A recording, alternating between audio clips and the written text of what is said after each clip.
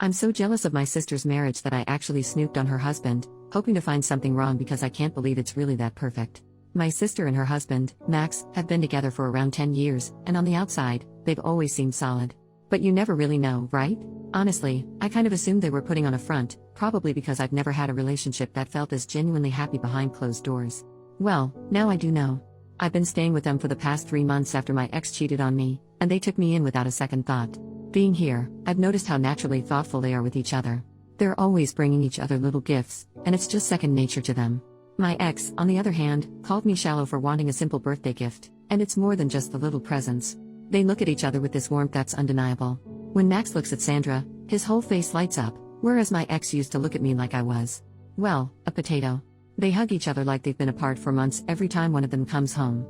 My ex? He'd just tell me to leave him the FCK alone to effing relax whenever he got home. They support each other's hobbies and friends as well. Max encourages Sandra to spend time with her friends, while my ex would complain endlessly about mine and even said my hobbies were a waste of time. The craziest part? I know they're actually holding back on the affection when I'm around. Once, I came home early and found her sitting on his lap while they watched TV, with him playing with her hair. That little glimpse felt like just the tip of the iceberg in terms of how much they adore each other. It's not like their life has been all sunshine and roses either. They've been through some seriously tough stuff, deaths, a miscarriage, job setbacks. The kind of things that can break people apart, but they've made it through together. At first, I couldn't wrap my head around it. I honestly thought that relationships like theirs were just Hallmark bullcrap. I convinced myself that everyone's relationship eventually turns into a daily grind once the honeymoon phase is over. So, I snooped on Max's phone. I just couldn't believe that he could really be this great. But all I found were totally normal messages. Even with his female friends, everything was just friendly. He talked about Sandra a lot, even mentioned how much he loves her. I felt so guilty afterward that I confessed. Surprisingly, they forgave me. Sandra even took me out for the day, just the two of us, and shared that she'd been in some terrible relationships herself before she met Max. She said those experiences helped her recognize red flags so that when Max came along, she was ready to appreciate someone healthy and genuinely good for her. She's also gone to therapy for a long time, and she says it helped her learn how to make healthy relationship choices and be a good partner herself. They even offered to cover the cost for me to start therapy, since my insurance isn't great. I thought that was really generous, and honestly, I feel like it's what I need. I just want to find something close to what they have. The silver lining here? Now that I know relationships like this really exist, I don't think I'll ever settle for anyone who treats me like my ex did again. Update over 1 year later. Hi. I'm the psycho who snooped in my brother-in-law's messages just because I thought it was impossible for men to be great to their partners.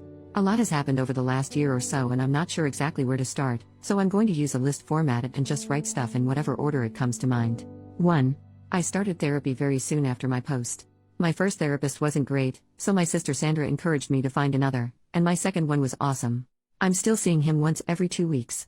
He's helped me a lot with healing from the trauma of my last relationships and also learning how to relate to others in a more healthy way in every part of my life. He also really helped me learn how to manage bitterness and jealousy, finding the underlying causes and working on those. 2. I moved out of my sister and brother-in-law's house after a couple months. 3. It turns out that my sister and brother-in-law were secretly very livid about the snooping, but they appreciated that I'd confessed on my own and decided to be kind and help me. They decided that if I took advantage of the help they offered and put effort into being better, they would forgive me. I didn't realize how close I was to making my sister go low contact with me. Thankfully, I did take their help. 4. I'm not upset seeing how loving my brother-in-law is to my sister anymore. I'm happy for her. 5. They became foster parents after I moved out and are now in the process of adopting a little girl they've been fostering. They are literally the perfect people to be nurturing a traumatized child. They're doing so great, and the little girl, Maddie, is doing so much better than when she was first placed with them. She's an amazing girl, and she and my sister and brother-in-law are so lucky they've all found each other. 6. I've been single the whole time. That was on purpose.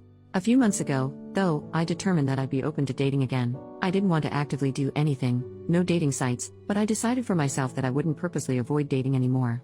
And finally, a week ago, a guy I became friends with at an animal shelter I started volunteering at about 6 months ago asked me out.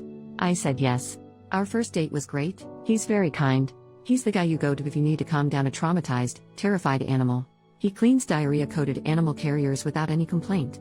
My sister approves of him. He's very funny too. So that's the update.